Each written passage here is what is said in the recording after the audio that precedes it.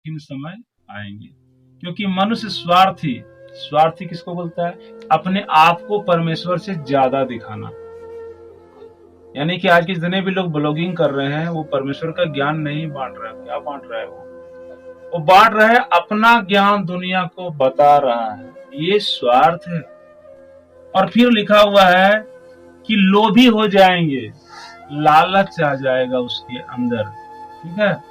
और डिंग मार, जो वो है भी नहीं, और वो बताएगा मैं ये हूँ, मैं वो हूँ, मैं ये कर सकता हूँ, वो कर सकता हूँ, यानी वो डिंग मारेगा, अपने आप को बढ़ा चढ़ा करके बात करेगा। और फिर लिखा हुआ अभिमानी हो जाएगा। अभिमानी मतलब उसके अंदर अहम आ जाएगा, घमंड आ जाएगा, और वो अपने आप को बहुत बड़ा समझने लगेगा कि मैं ये कर सकता हूँ, वो कर सकता हूँ। उसके अंदर मतलब गुस्सा बढ़ जाएगा उसको। और लिखा हुआ है निंदक, यानी दूसरे की निंदा करेगा। अगर कोई व्यक्ति प्योरिटी से भरा हुआ है, कोई व्यक्ति वो सामर्थ से भरा हुआ है, या कोई व्यक्ति पवित्रता से भरा हुआ है, कोई व्यक्ति वो शुद्ध जीवन जीने लगा है, या कोई व्यक्ति सत्य पर चलने लगा है, तो क्या करेगा कि उसकी निंदा करना शुरू कर देगा। या फिर वो ये बोलेगा, देखो देखो ये अब जो है ना बहुत बड़का अपने आप को समझने लगा, यानी वो हमारी निंदा करेगा। लिखा माता पिता की आज्ञा को टालने वाले, यानी कि अंत का जब वक्त आएगा तो उसके बच्चे पर जो है वो अपने माँ बाप का बातों को नहीं मानेगा, जिससे तुमने अभी बोला है कि मैं वही करूंगी, ठीक है। और लिखा है कृतज्ञ हो जाएंगे वो, मतलब उसके अंदर जो उसका जो संस्कृति है वो उसके अंदर नहीं रहेगा, ठीक है। और लिखा है अपवित्र, यानी पवित्रता उसका नष्ट हो जाएगा, अपवित्र हो जाएगा, यानी कि वो झगड़ा करने लगेगा, गालियां देने लगेगा, या कुछ भी व्यभिचार जैसी बातें करने लगेगा, यानी वो अपवित्र हो जाएगा आत्मा में भी और शरीर में भी, ठीक है। और लिखा है दया रहित, यानी उस व्यक्ति के अंदर दया नाम की कोई भी चीजें नहीं रहेगी, यानी दया उसके अंदर से निकल जाएगी। ये तब होता है जब इंसान स्वार्थी हो जाता है, डिंग मार हो जाता है, या लोभी हो जाता है, तब उसके अंदर ये सारी बातें आना शुरू हो जाता है। और फिर लिखा है क्षमा रहित, वो किसी भी व्यक्ति को क्षमा नहीं कर सकता है।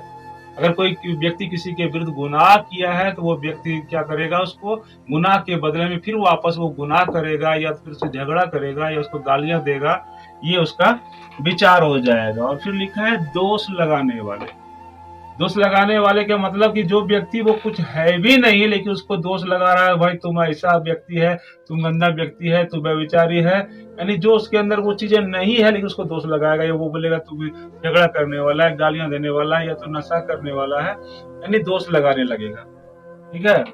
और लिखा है असंयमी, यानी उसको खुद पे संयम नहीं रहेगा, और वो मतलब कोई भी जब कोई झगड़ा करेगा तो वो बर्दाश्त नहीं कर पाएगा और अपने आप को कंट्रोल नहीं कर पाएगा, और असंयम हो जाएगा। वो अपने जो संयम को खो देगा, वो अपनी शांति को खो देगा वो, और क्या करेगा, वो अपने आप को निस्सहाय बना देगा, ठीक है। और फिर लिखा हुआ है कि कठोर, कठोर मतलब उसकी कोमलता जो पहले थी वो कोमलता उसके अंदर से निकल जाएगी, उसकी निर्मलता उसके अंदर से निकल जाएगी, और वो एक पत्थर के जैसा हो जाएगा वो, और उसका दिल पत्थर का हो जाएगा, उसका मन पत्थर का हो जाएगा, और वो किसी को भी कठोर नजरों से वो देखेगा, या तो किसी के साथ वो कठोरता करेगा, और उसके अंदर बिल्कुल निर्दय हो जाएगा, ठीक है।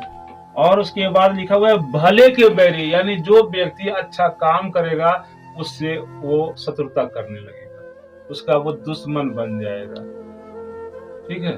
ये कब होगा? जब परमेश्वर का अंतिम समय आएगा, तब अधर्म के बढ़ने से मनुष्यों का स्वभाव बदल जाएगा।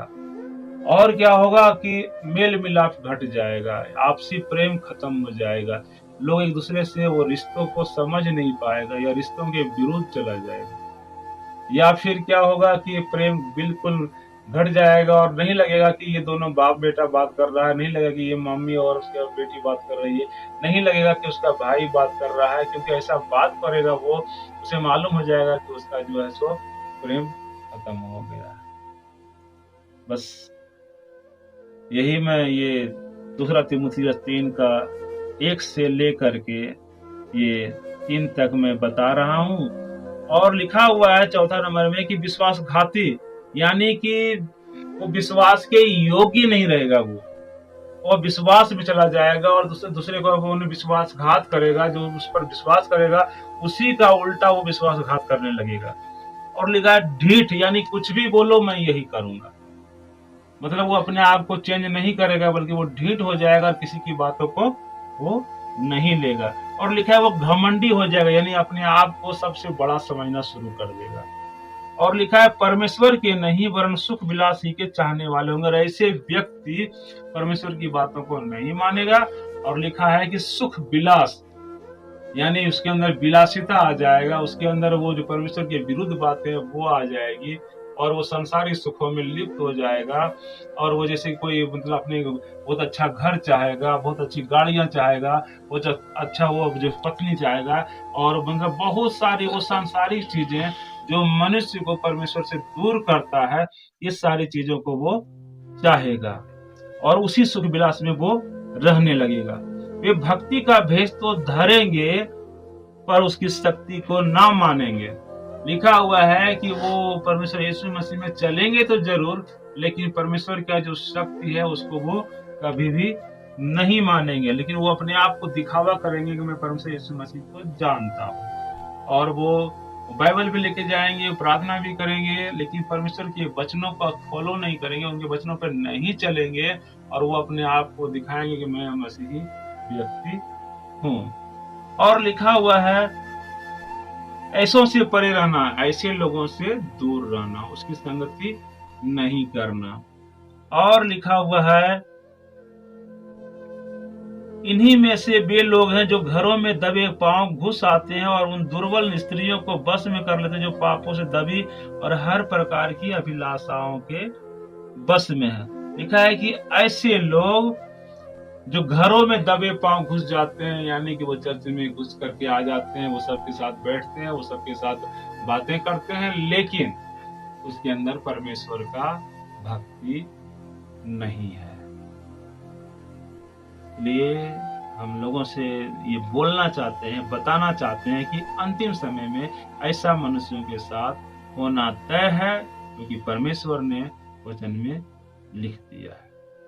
इसलिए सबको जय मसीह की, और ये वचन के द्वारा हर एक मसीही भाई बहन अपने आप को संभाले और इस अंतिम समय में परमेश्वर के वचनों को फॉलो करें।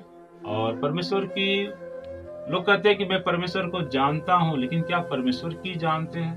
लोग बोलते हैं मैं परमेश्वर को मानता हूँ, क्या परमेश्वर की मानते हैं? यानी परमेश्वर का कहा हुआ वचन को अगर आप नहीं मानते तो आप मसीही व्यक्ति नहीं है। धन्यवाद। अगर इस वचन से आपको कुछ मिला हो तो परमेश्वर आपको आशीष दे।